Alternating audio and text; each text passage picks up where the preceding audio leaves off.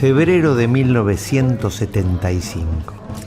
En una fila de asientos del colmado Kodak Theater de California están Jack Nicholson, Angelica Houston, Glenda Jackson y Fred Astaire. Y en el medio un argentino, flaco y esbelto, un muchacho nacido en un pueblito minúsculo de Entre Ríos. El argentino fija la mirada en la nada y se ríe con nostalgia, recordando las palabras que alguna vez le dijo a su papá. El mundo te tiene que conocer. Rodeado de estrellas que no pueden salir de sus casas, que no pasan ni un día sin firmar un autógrafo o sacarse una foto, está él, tranquilo, radiante y callado, esperando su momento. ¿Quién es el argentino? ¿Cómo llegó ahí?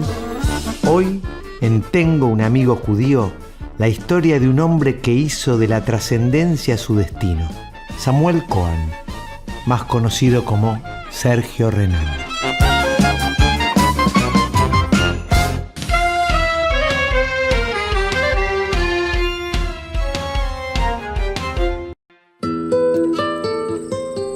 San Salvador es un pueblito arrocero ubicado al este de la provincia de Entre Ríos. Bajo su cielo estrellado de noches apacibles nace un 30 de enero de 1933 Samuel Cohen. Su padre, Alejandro, llegó a San Salvador escapando de la Rusia zarista a principios de siglo. En las callecitas de tierra y pasto conoce a Ana, con quien se casa y tiene 2 hijos, Elena y Samuel. Ana y Alejandro son maestros rurales. A Alejandro le parece vital la formación cultural no solo como una posibilidad de ascenso social, sino como un atuendo de prestigio. Por eso alienta a sus hijos a formarse, estudiar, leer y vincularse con distintas formas de expresión. Después de unos años, deciden cambiar la mansedad litoreña y se mudan al Trajín de la ciudad de Buenos Aires, donde abren una mercería. Se instalan en Corrientes y Uriburu, pleno barrio de Once, en un modesto departamento que tenía solo 2 habitaciones. Sergio crece durmiendo en el sillón, sin cama, mesa de luz ni intimidad. A medida que Sergio crece, su padre se vuelve cada vez más exigente y rígido. Espera que sus hijos sean alguien en la vida y busca desde temprana edad vincularlos con el saber y la cultura. El conocimiento era el bien moral supremo de ese hogar. Literatura, música y arte estaban presentes en la cotidianidad de la familia.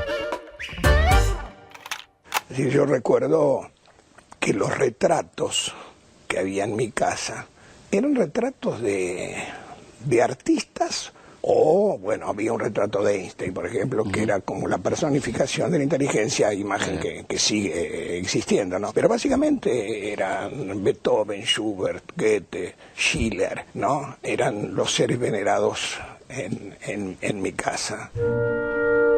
En la formación cultural de Sergio aparece otra figura indispensable, su hermana Elena. Ella pasa por su filtro la música que Sergio debe escuchar y los libros que tiene que leer. Aunque a veces sobreestima la capacidad de su hermano dándole literatura un poco densa. Sergio tiene apenas 11 años y ya lee Orlando de Virginia Woolf o Mientras agonizo de Faulkner. No, es un montón. Sergio los lee con concentración y cierta devoción, pero le cuesta. Básicamente no entiende una goma. A esa edad su papá lo lleva a reuniones del Partido Socialista y a los 13 años se inicia en clases de violín. Es, según sus palabras, un músico con oído, efectivo y pragmático. Mientras estudia en el Colegio Mariano Moreno, asiste a la Sociedad Hebraica, donde participa de la orquesta y comienza a enamorarse del cine francés a través de las proyecciones que se hacen en el cineclub. Sergio adquiere un perfil de niño prodigio, un muchachito intelectualoide de bibliotecas, artista minucioso pero también con ciertas dificultades para los vínculos sociales y los deportes. Siempre, pero siempre es el último en ser elegido para los picaditos que se arman en la escuela. Esto le molesta. Pronto tendrá una especie de epifanía. una revelación inaudita que emerge silenciosa desde su ser. Un primo lo lleva a ver a Racing, nada del otro mundo, hasta que una vez en la cancha, en medio de los papelitos, los cantos, los hinchas sudorosos, ese muchachito vergonzoso sufre una transformación. Como en Mr. Jekyll y Hyde de Stevenson, en Renan conviven dos personalidades, la del joven intelectual y la del muchacho superpasional que va a la cancha a ver a la academia. En la cancha se vuelve verdaderamente loco. Su relación con la actuación se inicia de manera fortuita. En un ensayo en hebraica, un compañero, David Stiebel, le pide asesoramiento musical para una puesta en escena. Sergio le da una mano y David le dice: «Che, se me enfermó un actor. ¿No lo reemplazás en los ensayos hasta que vuelva?». El actor nunca volvió y Sergio se terminó enamorando de la actuación. En paralelo con el inicio de la actuación, Sergio sigue tocando el violín, un poco porque le gusta, otro tanto por mandato familiar. Llega incluso a integrar una orquesta que toca en el Teatro Colón, pero las tablas le tiran y a los 17 años abandona la música y se anota en las clases de una figura mítica de la época, Hedy Krila, una maestra de actores.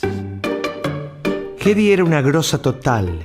Trajo al país las modernas técnicas de Stanislavski y Bertolt Brecht y supo tener como alumnos a Alfredo Alcón, María Rosa Gallo y Lautaro Murúa. Hedy ejerce un método de manera rigurosa y es exigente a la hora de evaluar a los actores. Pronto dice de Sergio que no tiene mucha pasta porque piensa demasiado y eso no deja aflorar su costado emocional. Ese comentario lo va a herir y a afectar. Y algo de razón tenía. En algún aspecto yo me recuerdo a mí mismo como muy malo dentro del contexto de los otros pibes que estudiaban teatro. Pero no sé si era porque pensaba demasiado. A los 18 años, en medio de su búsqueda profesional, Sergio se casa y deja su hogar, un poco por ganas y otro poco para escapar de las exigencias paternas. De esa unión nace su hija, Nora Renan, que con los años se convertiría en una excelsa pintora.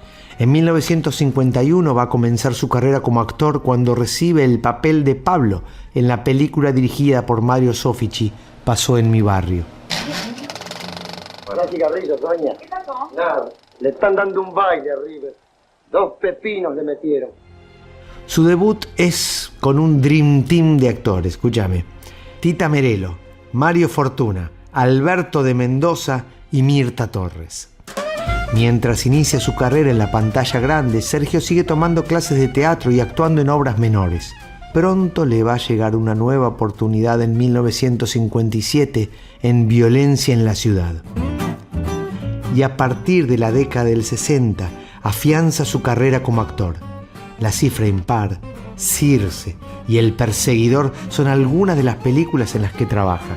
Peliculones. Todas ellas basadas en cuentos de Julio Cortázar, que participa en la adaptación de los guiones.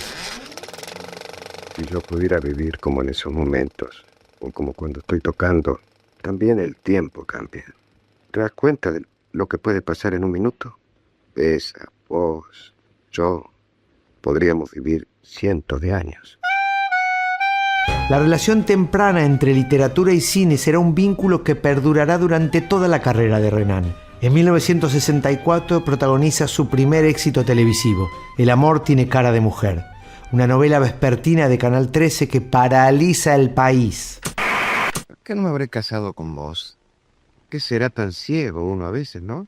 Siempre me pareciste tan linda, tan sensible, tan mujer. Fuimos muy buenos amigos. Bueno, no tanto. Siempre me gustaste mucho como mujer como para poder ser un amigo desinteresado. 1970 es un año de cambios para Sergio. Va a dirigir su primera obra de teatro haciendo Las criadas de Jean Genet. La puesta es un éxito rotundo. Ese mismo año dirige un ciclo en Canal 7 llamado Grandes Novelas, donde se adapta clásicos de la literatura al formato televisivo. Entre ellas, una novela de Mario Benedetti llamada La tregua. En 1973, Hace de rufián melancólico para la película Los Siete Locos. Sí, otra adaptación literaria. La película la dirige el gran director Ricardo Torre Nilsson, quien en un momento de la filmación lo aparta y le dice: Sergio, ¿cuándo te vas a dar cuenta que lo que vos querés hacer es dirigir? Es el empujón definitivo que necesita para animarse a hacer algo que venía masticando hace tiempo: dirigir cine. Y se manda a hacer su primera película. Su idea es volver sobre La Tregua, la novela de Benedetti que adaptó al formato televisivo, pero esta vez darle un nuevo vuelo a través del lenguaje cinematográfico. Las cosas no resultan sencillas. Los productores principales no quieren hacer la película porque el elenco que elige Renan es poco convocante. Él no va a claudicar y finalmente consigue quien produzca su película y que sostenga el elenco elegido. Y mirá los actores poco convocantes que elige: Héctor Alterio, Ana María Picchio, Oscar Martínez, Antonio Gasalla, Juan José Camero, Marilina Ross, Zipe Linkowski, Norma Leandro y Luis Brandoni, entre otros. Debería hacer muecas más seguido. Le quedan muy bien. ¿Qué cara tengo cuando no hago muecas? ¿Cómo? ¿Cara de bancario? Ay, no lo entiendo. Una vez me dijeron que tenía cara de bancario. No, cara de empleado que saca cuentas. No. Usted tiene cara de hombre. La Tregua se estrena en 1974 y es, en términos de producción, una película pequeña, humilde. Su circulación también es puesta en segundo plano. La Mari se lleva todas las luces de la cartelera. Sin embargo, el público siempre es un enigma y el boca en boca convierte prontamente a La Tregua en un éxito sin igual. Y lo que ocurrió con esa película, bueno, sobrepasó las fantasías más delirantes que cualquier director debutante pueda tener. Pero ojo, porque no es solo un éxito, sino también una gran película que trasciende fronteras y se convierte en la primera película argentina y la segunda en Sudamérica en ser nominada a los premios Oscar. And from Argentina, The Truth. And now, Miss George, if you will announce the winner, I will... Oh, you did it. Ahí estaba Sergio Renán, el flaco intelectualoide, errante e indeciso, en medio de la alfombra roja. Las estrellas más rutilantes de Hollywood a su lado y la frase de su padre resonando como un mantra. Finalmente cumplió el mandato. La Tregua la tuvo difícil porque le tocó competir y perder con Amarcord, una de las películas más brillantes de Fellini. Todo era felicidad hasta que al volver de Hollywood los espera una noticia terrible. La AAA lo tiene en una lista catalogado como infiltrado marxista y los exhorta a irse del país en 48 horas. Sergio desoye la amenaza y decide quedarse en el país y seguir haciendo películas. En ese clima, en 1977, después de una parálisis creativa, hace Crecer de golpe, una adaptación de Aida Bornik de un cuento de Haroldo Conti. El escritor, al momento del estreno, estaba desaparecido.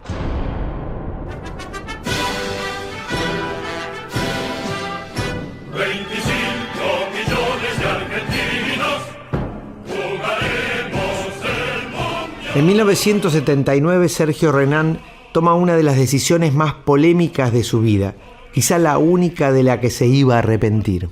El empresario Francisco Capozolo le propone filmar una película sobre el campeonato mundial obtenido por la Argentina en 1978. A Sergio, fanático del fútbol, le parece fascinante hacer una película homenaje a Kempes y Filiol. En 1979 sale a la luz La fiesta de todos, una película nacionalista y celebratoria que pone en primer plano los festejos en un contexto de desapariciones forzadas, asesinatos y secuestros de bebés. Estas multitudes delirantes, limpias, unánimes, es lo más parecido que he visto en mi vida a un pueblo maduro, realizado, vibrando con un sentimiento común, sin que nadie se sienta derrotado o marginado, y tal vez por primera vez en este país sin que la alegría de algunos signifique la tristeza de otros. Esta fue nuestra fiesta, nuestra mejor fiesta, porque fue la fiesta de todos. Años después, en una entrevista, Renan va a decir: yo hice esa película, no debía hacerla. Es algo de lo que me voy a arrepentir toda la vida. En los años que siguen, Sergio va a dirigir 3 películas con suerte dispar en la taquilla y algunas malas críticas. Las expectativas sobre el director de La Tregua se diluyen.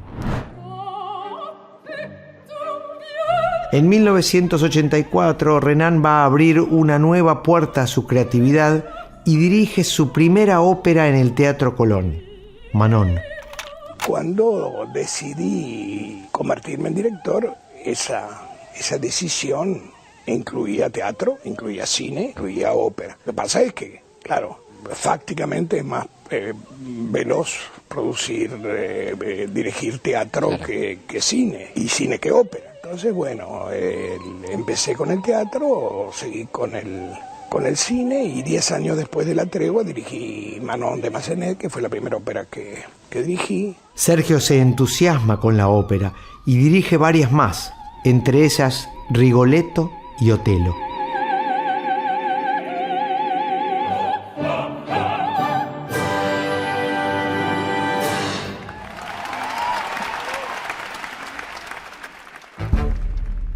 Un día recibe el llamado de Carlos Grosso, intendente de la ciudad de Buenos Aires, que le ofrece ser director del Teatro Colón.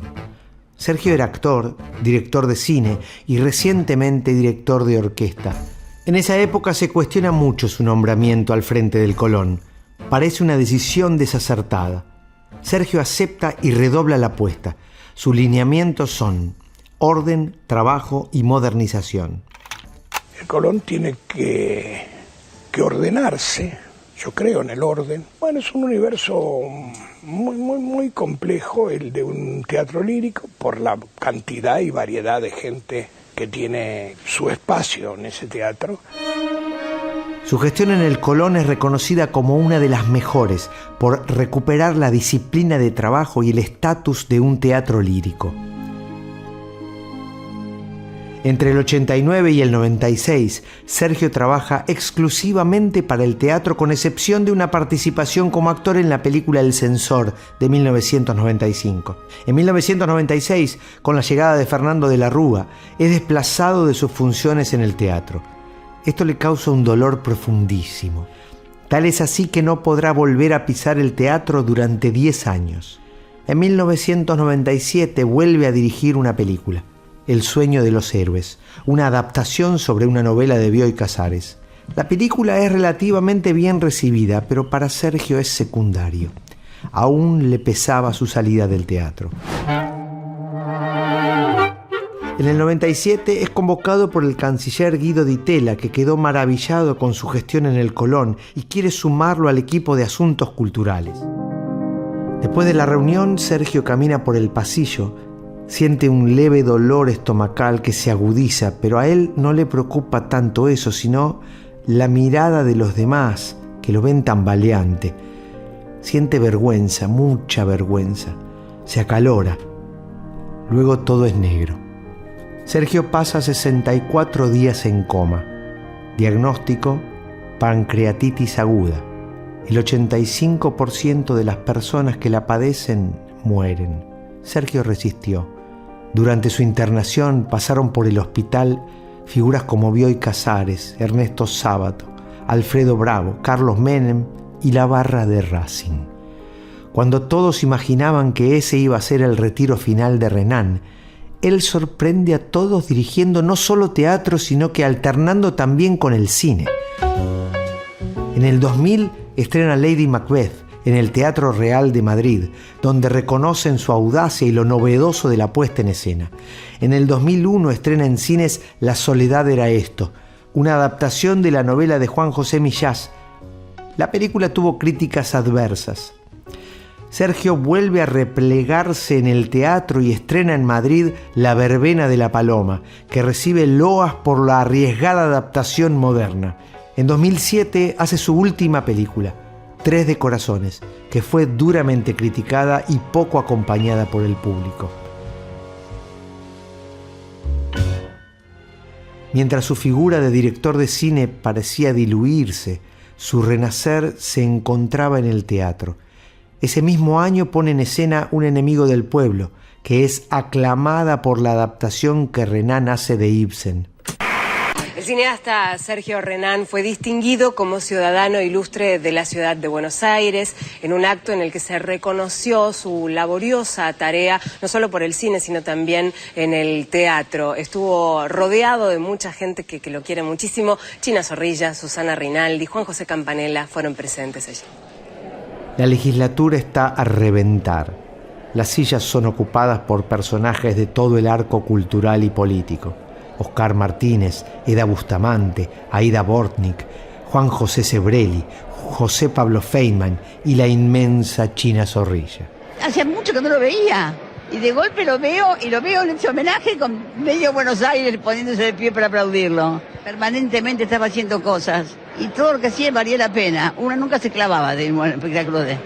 Te podía no gustar, pero era el mejor teatro, lo mejor en música. Y él era muy buen actor, además, que él se olvidaba de sí mismo, él notaba en sus películas. Entonces, esto es como que se hayan acordado de hacer justicia con alguien. En el año 2015, luego de padecer un cáncer de laringe que le produjo la pérdida de la voz, Sergio Renán fallece. Sus restos fueron velados en su queridísimo Teatro Colón, que albergó a una tristísima comunidad artística que lo respetaba y quería. Hizo de todo: músico, actor, guionista, director de teatro, cine y ópera. Vivaz, audaz, seductor e inteligente.